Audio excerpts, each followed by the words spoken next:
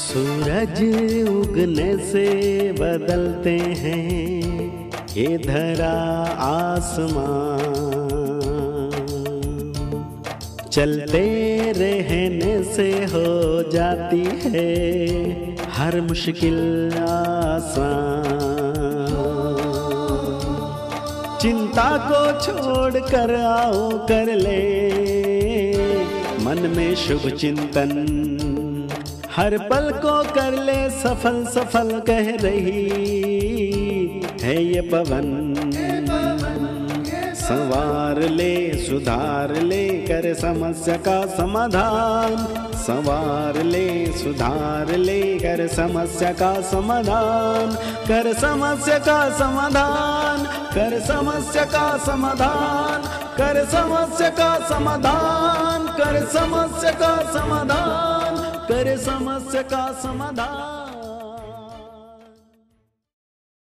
नमस्कार, आदाब, सत श्री अकाल मित्रों, स्वागत है एक बार पुनः आप सभी का समाधान कार्यक्रम में।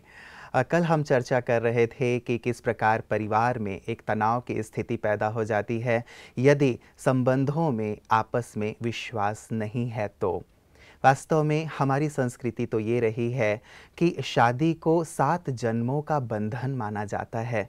जब अग्नि को साक्षी मानकर 7 फेरे लेते हैं तो जन्म भर न केवल साथ रहने का, सुख दुख में एक दूसरे को सहयोग देने का संकल्प लेते हैं, प्रतिज्ञा करते हैं, बल्कि ये भी कहते हैं कि अगले 7 जन्मों तक हम साथ रहेंगे। अब यहाँ तो बात ऐसी हो गई है कि 7 दिन, 7 महीने, 7 साल ये भी भारी पड़ने लगे हैं। कारण क्या है? सदियों से एक सुंदर परंपरा चलती आ रही है हमारे देश की। उस परंपरा में ऐसा क्या व्यवधान आ गया जो ऐसी समस्या क्रिएट हो गई है? कल भी हम बात कर रहे थे आपसी विश्वास की, और जहाँ विश्वास टूटता है वहाँ विवाह टूटने के कगार पे आ जाते हैं, डिवोर्स की बात आने लगती है। क्या हो सकता है इसका समाधान? आइए भ्राता जी का अभिनंदन करते हैं और इस चर्चा को आगे बढ़ाते हैं। भ्राता जी, बहुत बहुत स्वागत और अभिनंदन है आपका। थैंक्स। कल जिस चर्चा पे हम थे भ्राता जी की, एक बहुत ही विकट स्थिति हो जाती है किसी भी स्त्री की, किसी भी पत्नी की, कि यदि पति का संबंध कहीं और है या उसका अफेयर कहीं और है और अब वहाँ से वो अपने आप को हटाना भी नहीं चाहता है, लगातार वहीं बना हुआ है। विवाह शुरुआत हुई है, 1 मास, 2 मास, 6 मास, 1 साल हुए हैं, क्या करें? समस्या तो अति विकट आती है और ये समस्या बढ़ती जा रही है, क्योंकि कॉलेजों में और बिना उसके भी हर लड़के और लड़की का अफेयर कई कईयों से होता है। ये बात किसी को बुरी लग सकती है पर सत्य है। बुरी ये क्या केवल लगे? भ्राता जी शहरों में है या गांव में? गांव में तो गांव ऐसी में स्थिति थोड़ा हमें कम देखने को हो नहीं गया मिलता। है। गांव में थोड़ी कम स्थिति है, जी। क्योंकि गांव में लड़कियों पर भी माँ बाप का, परिवारों का, समाज का, मर्यादाओं का काफ़ी एक अच्छा इफेक्ट रहता है। पर जो एक मूल चीज़ है ना, जो हम स्पिरिचुअल नॉलेज मिलने के बाद जानते हैं, कलयुग के इस अंत में वासनाएं सबके अंदर बहुत बढ़ गई हैं। इस सत्य से कोई इनकार नहीं कर सकता कि वासनाओं का फोर्स मनुष्य को विवश कर रहा है इधर उधर भटकने के लिए। ये तो युवक हैं जिनके अंदर हार्मोन्स में भी, सेल्स में भी और पूरे देह में, मन में काम वासना अति में पहुंचती जा रही है। वो अपने को कंट्रोल नहीं कर पाते, तो शादियां भी बड़ी आयु में होने लगी हैं। ये नियम बन गया है, क्योंकि बच्चों को एजुकेट होना है और काफ़ी मैच्योरिटी के बाद वो करने, क्योंकि बाल विवाह और छोटे आयु में विवाह के दुष्परिणाम सबने देख लिए थे। लेकिन ये वासनाओं की वृद्धि ने युवकों को इधर उधर भटका दिया है और एक एक के कई कई फ्रेंड्स होते हैं। अब बात है कि जब मैरिज हो गई, या तो दोनों को बहुत समझदार होना चाहिए कि अब तक का जो कुछ खेल था वो पूरा हुआ, अब हम मैरिड लाइफ व्यतीत करेंगे। और मैरिज में जैसे कि सब जानते हैं भाई, औरों से प्यार रखना, औरों से बहुत ज़्यादा कांटेक्ट रखना, रिश्ते बना कर रखना, वो किसी भी तरह से उचित नहीं होता और परिवार इससे टूटते हैं। देखिए, अब जो बात आई थी कि पति का अफेयर किसी और से है, अब उसकी भी कहीं शादी होगी, इससे तो करेंगे नहीं क्योंकि ही इज ऑलरेडी मैरिड। उसकी जब वहाँ शादी होगी, इसका ध्यान इसकी ओर रहेगा, उनका परिवार भी सुखी नहीं हो पाएगा। तो एक ये चेन ही ऐसी बन जाती है जिसमें परिवारों में अशांति, समाज में अशांति, और ये एक अनकंट्रोल्ड स्थिति होती जा रही है। अब ऐसा तो न कोई कानून बनाया जा सकता कि 1 साल के बाद तुम छोड़ो, हम तो उससे शादी करेंगे, वो उसको छोड़े उससे शादी करे। एक अव्यवस्था हो जाएगी। एक वेस्टर्न कल्चर में ये अव्यवस्था हो गई है और उससे उनको डिप्रेशन हो रहा है। मैं अपने युवकों को एक बात कहना चाहूँगा, जैसा मेरे पास बहुत युवक आते हैं और जब मैं गहराई से उनसे कई प्रश्न पूछता हूँ, क्या होता है उनकी मानसिक स्थिति कि अब एकाग्रता बिल्कुल नहीं हो रही है। वो एक अच्छा एग्ज़ाम देना चाहते हैं, वो बहुत मेहनत कर रहे हैं, पैसा भी खर्च हो रहा है, लेकिन उन्हें कुछ भी याद नहीं रहता है। उन्हें एग्ज़ाम फियर हो रहा है, उनके मन में थोड़ी सी निराशा और खुशी जैसे गुम होती जा रही है। एक डिप्रेशन का ये स्वरूप प्रारंभ हो रहा है। तो जब मैं पूछता हूँ उनसे तो बताते तो कम हैं, लेकिन ये पता चलता है कि जिन्होंने अपने मन के प्यार को बहुत बिखरा दिया था, यहाँ प्यार वहाँ प्यार वहाँ प्यार, कहीं धोखा मिला, कहीं निगेटिविटी मिली, कहीं कुछ मिला, संबंध भी पैदा कर लिए, उससे बहुत गंदगी आ गई जीवन में, उनकी एकाग्रता भंग हो गई। और कई युवक तो ऐसे हो गए जो मैरिड लाइफ के लायक ही नहीं रहे। अब वो सुसाइड करने के अलावा उनके पास कोई चारा रहता नहीं है। तो मैं अपने इन यंग भाई बहनों को ये कहूँगा, बहुत स्वीट हैं, बुद्धिमान हैं, पढ़े लिखे हैं, अब समझदार बनो। ये सब खेल मनुष्य की सफलता के मार्ग में बहुत बड़ी बाधक है। ये सारा खेल जीवन को एंजॉय करने में बहुत बड़ा बैरियर बन जाता है। लेकिन शायद भ्राता जी वो इसे ही एंजॉयमेंट मान रहे हैं ये कि शायद ये सबसे ज़्यादा हमारे लिए जीवन का आनंद है। और मुझे लगता है कि एक ट्रेंड ही बन गया है कि भाई यही करना है। मतलब इस एज में हम मूवीज़ यदि देख लें या टीवी सीरियल्स देख लें तो भ्राता जी वहाँ से भी यही परोसा जाता है, यंग हुए, कॉलेज गए, मतलब ये तुम्हारे लिए एंजॉयमेंट है। और फिर फ्रेंड सर्किल में उन्हें ये रहता है जो ये नहीं कर रहा वो जैसे बहुत पीछे है, बैकवर्ड है, और उसको कुछ आता जाता नहीं है, भोंदू है, और वो क्या करेगा आगे समाज में जाके। तो ये काम वासना की अति, ये तमो प्रधानता की अति, ये मानवता को विनाश की ओर ले जा रही है। इसको विकास कोई भूल से न मान ले, ये बहुत बड़ा ज्ञान हो रहा है। तो जैसा मैं कह रहा था कि इसमें युवक अपने पूरे जीवन को फिर एंजॉय नहीं करते। अब वो 5 साल को एंजॉय कर लें या पूरे अगले 50 साल को उन्हें एंजॉय करना है, इस बात पर हमारे सभी युवक गहराई से विचार करें। दूसरा, जिनसे उन्होंने नाता जोड़ा है उनके जीवन पर उसका क्या असर पड़ेगा, इसके बारे में भी थोड़ा सोच लें। नहीं तो युवक क्या है, अरे कल किसने देखा है, आज जो कुछ करना है कर लो, छोड़ो, कल तो पता नहीं क्या क्या जो भी होगा देखा जाएगा। लेकिन वो जो देखा जाएगा ना, वो देखा नहीं जाता, फिर वो टॉलरेट नहीं किया जाता है। अनेक युवकों की कहानी सुनकर मुझे लगता है जब वो अनेक रोगों के शिकार हो गए हैं छोटी आयु में ही, किसी को शुगर हो गई है, कोई मानसिक रूप से बहुत पीड़ित हो रहा है, किसी किडनी फेल हो रही है, किसी का लीवर वीक हो रहा है, किसी को शरीर में और भयानक रोग हो रहे हैं। इसका कारण ये है कि ब्रह्मचर्य को नष्ट करने से उनके बॉडी में पावर नहीं रही जो वो आने वाले रोगों का सामना कर सकें।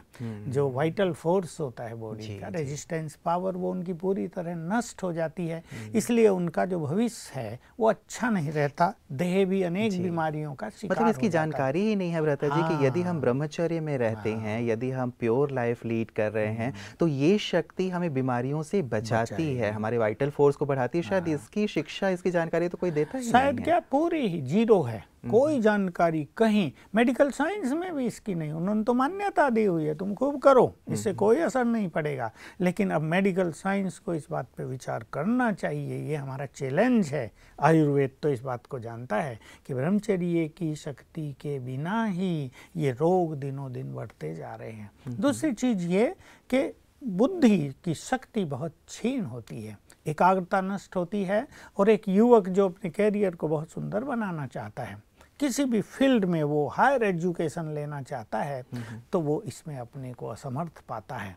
इसलिए वो युवक, उन युवकों को तो कम से कम मैं कहूँगा जो बहुत सुंदर भविष्य का निर्माण करना चाहते हैं, जिनका लक्ष्य हाईएस्ट है, जिन्होंने अपने भविष्य के सुंदर सपने देखे हैं, वो जरा आप संयमित जीवन जिएं और ये जो हम इसको माया कहते हैं, ये जो बढ़ रही है, इससे हटें। स्पिरिचुअल नॉलेज स्वयं भगवान दे रहा है, उसकी ओर बढ़ें।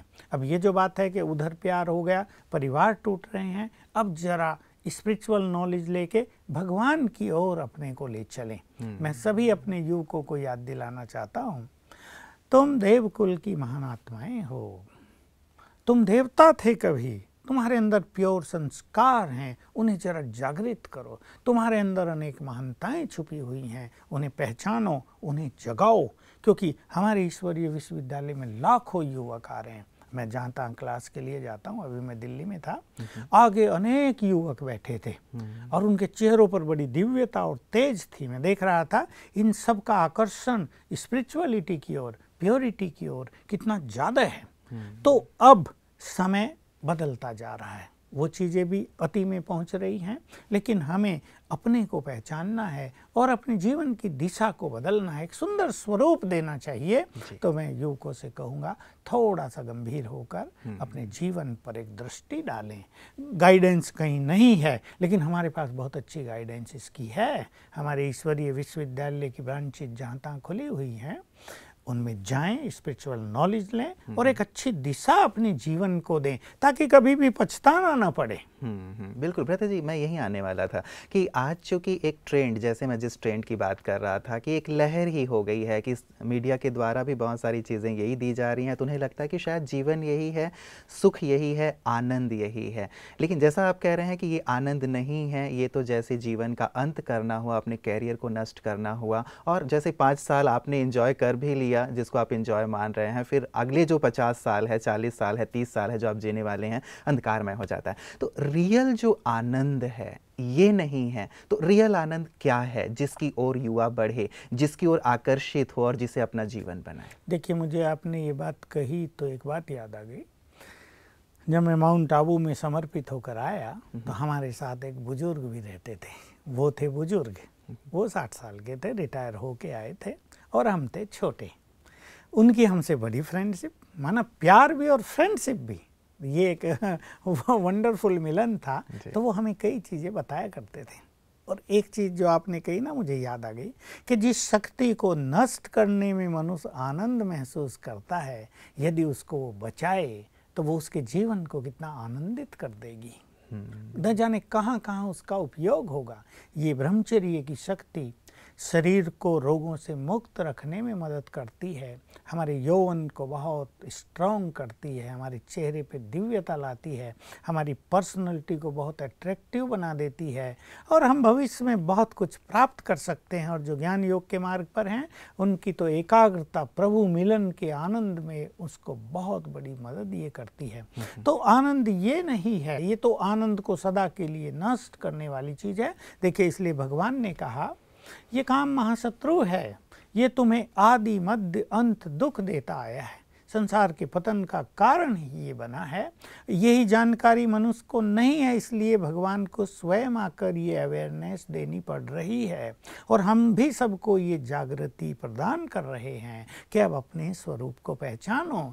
तुम आत्माएं हो और आत्मा तो मूल रूप से पवित्र है। उस पवित्रता के विरुद्ध यदि तुम जाते हो तो तुम्हें आनंद नहीं मिलता। वो क्षणिक आनंद होता है जिसे तुम आनंद कहते हो, लेकिन सदा काल के लिए तुम दुखों का आह्वान कर लेते हो। इसलिए समझदार बनो और रियल आनंद तो परमात्मा आनंद है, ईश्वरीय आनंद है।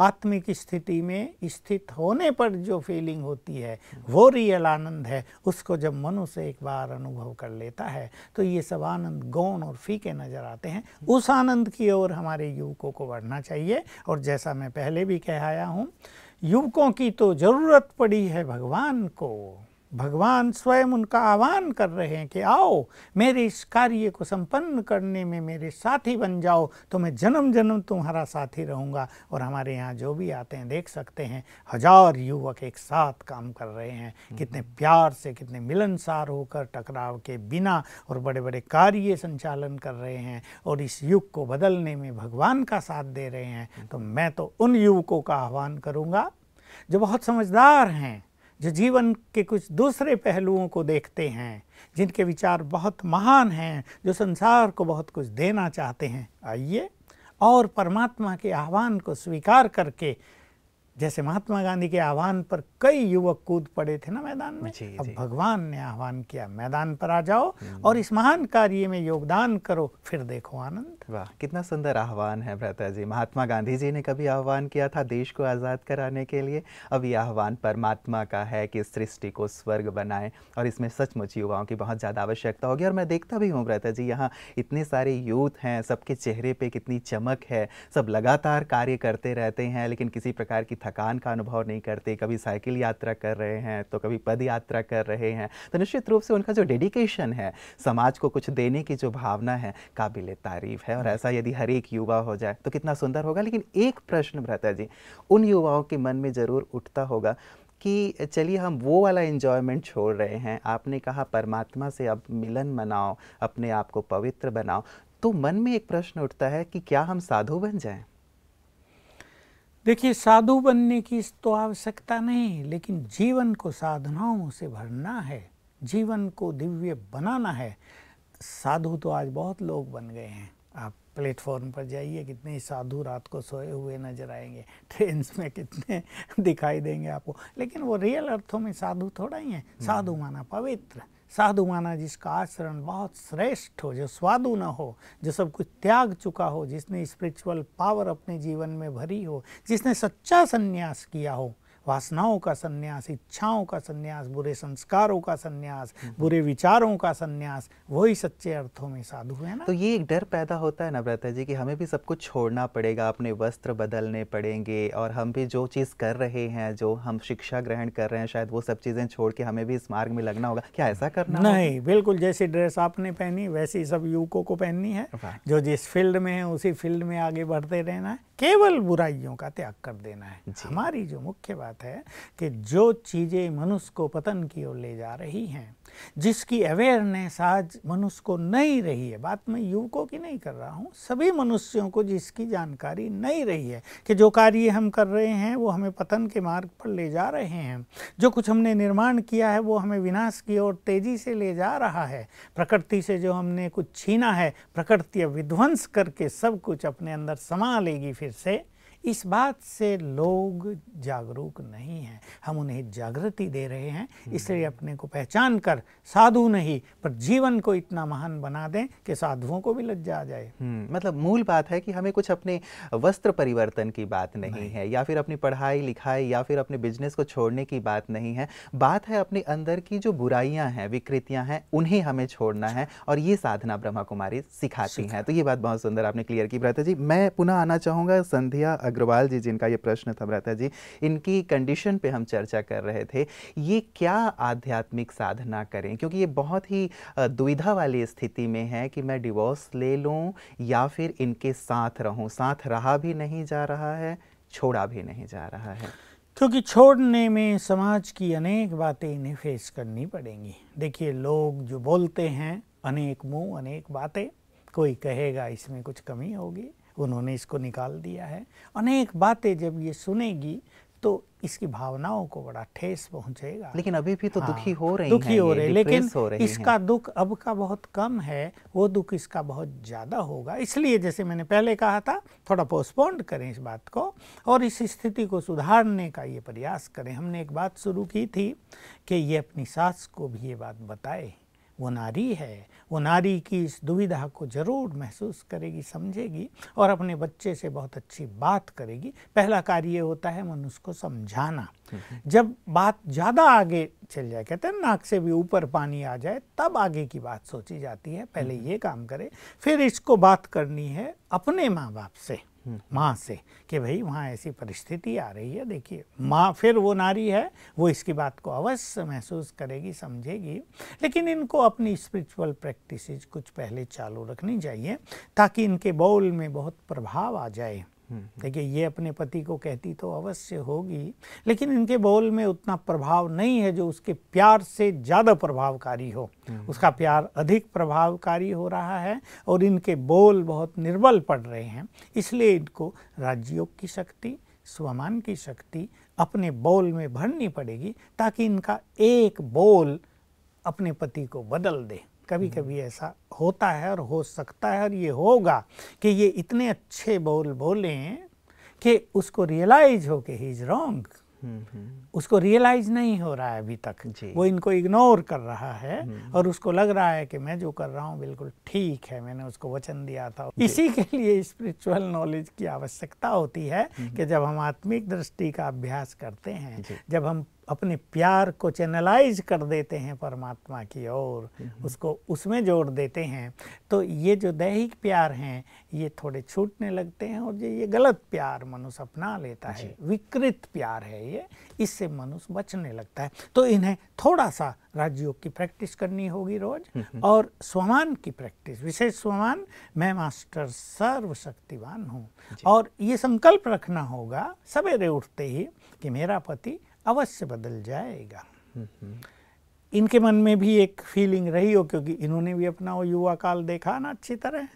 कहीं ना कहीं प्यार में मनुष्य अटका ही रहता है, उसको लगता है कि प्यार जुड़ने के बाद वो छूटता नहीं है। लेकिन इन्हें सवेरे उठकर ये संकल्प भी रखने हैं, मैं मास्टर सर्वशक्तिवान हूँ, मेरा पति भी एक आत्मा है, वो बहुत समझदार है और वो मेरी इन भावनाओं को समझ के दूसरों से जो उसके नाते बने हुए वो छोड़ देगा। ऐसी गुड फीलिंग इनको अवश्य रखनी है। लेकिन जैसा मैंने जोड़ दिया, इनके बोल में प्रभाव हो जाए, ऐसी थोड़ी स्पिरिचुअल प्रैक्टिसेस इनको करनी है जो हमारे सेंटर्स में सिखाई जाती है, तो इनका मार्ग सरल हो जाएगा। कितने दिन में ये बात ठीक हो सकती है भ्राता जी? क्योंकि कई बार लगता है कि यदि ताउम्र ये बात चलती रही तो मेरी भी उम्र निकलती जा रही है, ना तो मैं यहाँ की रही ना कहीं और की रही।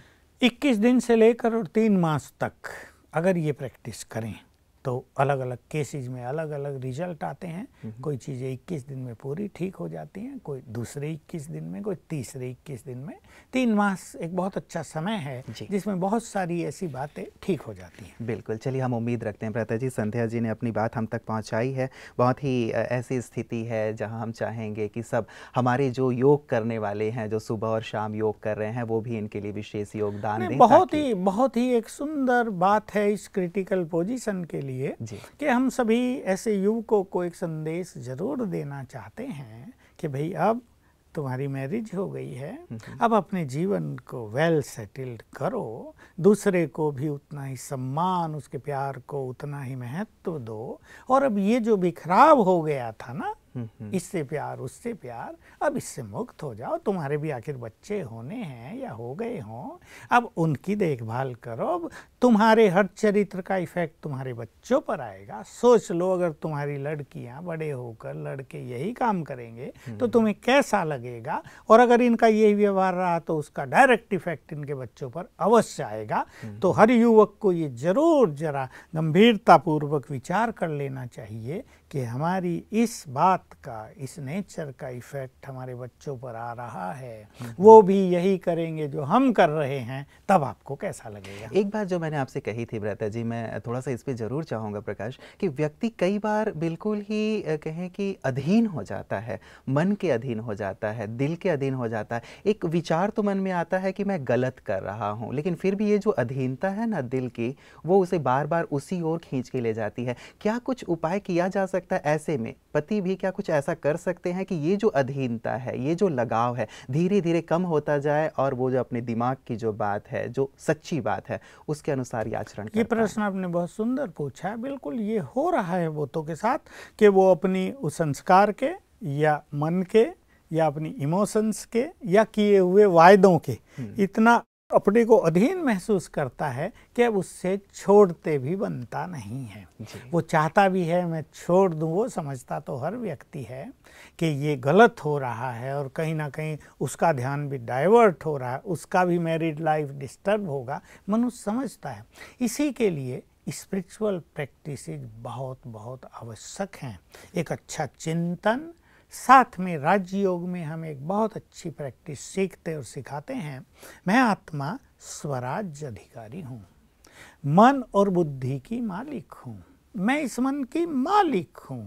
हे मेरे मन, तू तो पवित्र है। उसे रोज ये गुड फीलिंग देनी होगी। जो युवक इस चीज़ से सचमुच बचना चाह रहे हैं लेकिन बच नहीं पा रहे हैं, मैं आत्मा हूँ, मैं स्वराज्य अधिकारी हूँ, मालिक हूँ इस देह की, मन की, बुद्धि की, और अपने मन को इस तरह कमांड देंगे, हे मन मैं तुम्हारी मालिक हूँ, अब तुम इधर उधर नहीं भटको, अब ये भटकाव समाप्त करो, वापस आ जाओ, अपने कर्तव्यों को समझो, और ये जो तुम्हारा मोह या इमोशंस या प्यार या वासनात्मक दृष्टि दूसरों के लिए हो गई, इसे छोड़ दो। ये अभ्यास रोज रोज करने से बहुत गुड रिजल्ट मिलेगी। 21 दिन अगर रोज सवेरे ऐसे युवक ये अभ्यास कर लें तो मन काफी नियंत्रण में होगा, और ये जो बहे चले जा रहे हैं ना, ये बहाव रुक जाएगा। बिल्कुल, ये सुंदर प्रैक्टिस ब्रदर जी आपने दी है, सच मुझे कंट्रोल जैसे जैसे आप बोल रहे थे लग रहा था कि रियली बहुत ही पावरफुल एक प्रैक्टिस है। और क्या ब्रदर जी व्यावहारिक तौर पे भी थोड़ा सा अलग नहीं हो जाना चाहिए? कई बार होता है कि हम बार बार मिलते रहते हैं,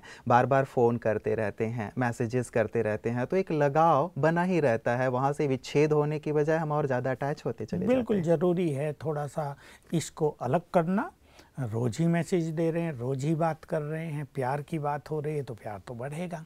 तो इसलिए जब एक चीज़ से हम मुक्त होना चाहते हैं तो उसको इन चीज़ों पर भी अवश्य कंट्रोल कर लेना चाहिए। बिल्कुल। चलिए भ्राता जी, आपकी भी बहुत सारी दुआएं हैं, पूरे समाधान परिवार की बहुत सारी दुआएं हैं कि हमारी बहन जल्दी से जल्दी इस समस्या से निजात पाले और जीवन इनका बहुत ही खुशहाल और सुखमय हो जाए। आज के सुंदर प्रकाश के लिए आपका बहुत बहुत शुक्रिया। मित्रों, वास्तव में जैसे शुरुआत मैंने की थी कि विवाह एक बहुत ही शुद्ध बंधन है, एक बहुत ही पवित्र बंधन है, 7 जन्मों का नाता हम कहते हैं, लेकिन सचमुच इसमें बहुत ज़्यादा विश्वास की बात होती है। एक संबंध जुड़ा है, लेकिन कई बार संबंध बंधन के समान हो जाते हैं, और ये बंधन तब बन जाता है जब आपस में विश्वास नहीं होता, आपस में एक दूसरे को हम धोखा दे रहे होते हैं। तो क्यों ना चलो अब तक का जीवन जैसा भी था हमारा, एक नई शुरुआत करें। जो हमारे साथी हैं उन्हें हम सुख दें, आनंद दें, क्योंकि जब आप दूसरों को सुख और आनंद देंगे तभी तो आपको भी सुख और आनंद की प्राप्ति होगी और पारिवारिक जीवन बहुत ही खुशहाल होगा। ये आपको कंटकपूर्ण मार्ग नहीं लगेगा, लेकिन एक फूलों से भरा हुआ मार्ग लगेगा। तो आपका जीवन, आपका परिवार खुशियों से भरा हुआ हो, फूलों से महकता रहे, यही पूरे समाधान परिवार की शुभ भावना और शुभकामना है। नमस्कार।